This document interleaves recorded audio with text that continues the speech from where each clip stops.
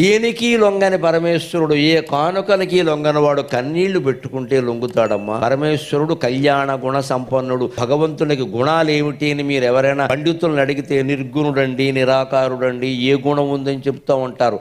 ఆయనకి ఉంటే గింటే ఉండే ఒక్క గుణం కళ్యాణ గుణం, కరుణ, దయ. భక్తుడు ఏడుస్తుంటే ఆయన చూడండి. నేను మహిమ కొద్దీ ఇక్కడ వెలిశాను, నా కళ్ళ ముందు కన్నీరు పెట్టుకుంటుంది ఆ ఇల్లాలు.